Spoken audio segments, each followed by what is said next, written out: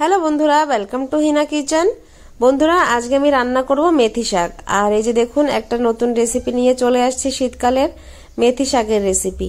তাহলে চলেন বন্ধুরা আমরা দেখে নিই আজকে আমি মেথি শাকের রেসিপিটা কিভাবে বানাই।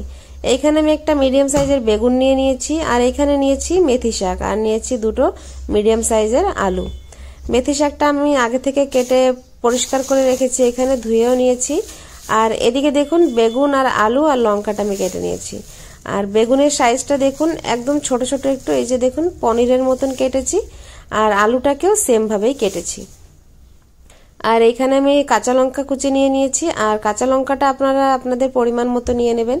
আমরা একটু বেশি খাই তাই একটু বেশি পরিমাণে নিয়েছি। তাহলে সবজিগুলো আমার কাটা কমপ্লিট হয়ে গিয়েছে। এখন তাহলে চলেন রান্নার দিকে চলে যাই। এখানে কড়াইটা আমি বসিয়ে দিয়েছি। কড়াইয়ে দিয়ে দিয়েছি তেল। তেলের পরিমাণটা একটু কম নিয়েছি, পরে আবারও দিয়ে দেব। এখানে আমি বেগুনটাকে প্রথম ভেজে নেব, বেগুনটাকে একটু লাল লাল করে ভেজে নেব। হালকা পরিমাণে একটু হলুদ গুঁড়ো আর লবণ দিয়ে ভেজে নেব। আর বেগুনটা একটু লাল লাল করে ভেজে তুলে রাখতে হবে, তাই আগে বেগুনটাকে ভেজে নিয়েছি। আর এখানে আমি হলুদ লবণটা কিন্তু বেগুনের পরিমাণে দিয়ে দেব।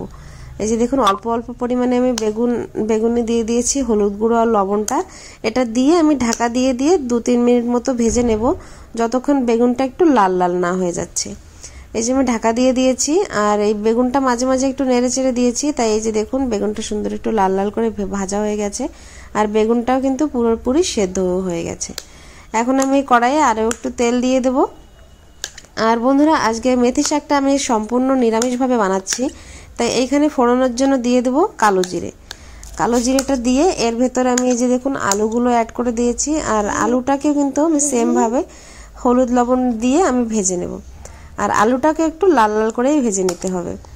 আপনারা চাইলে এইখানে আপনারা কাঁচা লঙ্কাটাও দিতে পারেন, আমি একটু পরে দেব, তাহলে কাঁচা লঙ্কার ফ্লেভারটা বেশি ভালো আসে শাকের ভেতরে।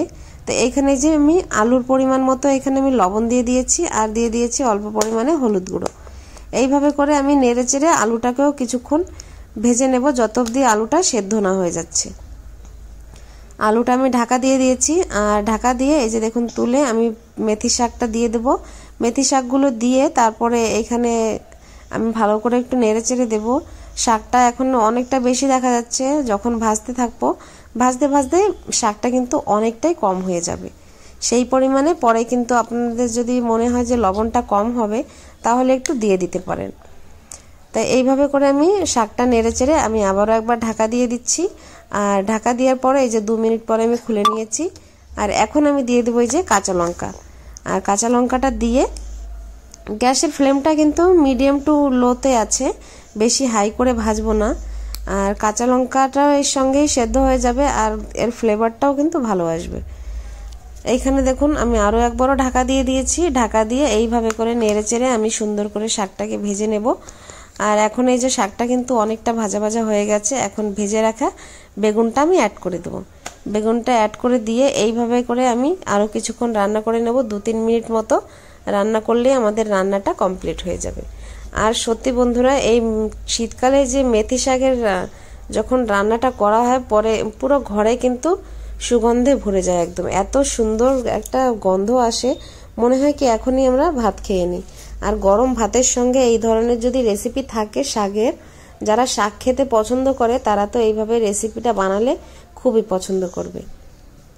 আর এইভাবে বানালে বন্ধুরা মেথি শাকের যে হালকা একটু তেতো ভাব থাকে সে একদমই তেতো লাগবে না। আপনারা একবার ট্রাই করবেন আর আমাকে কমেন্ট করে জানাবেন বন্ধুরা আপনাদের কাছে তেতো লেগেছিল কি না।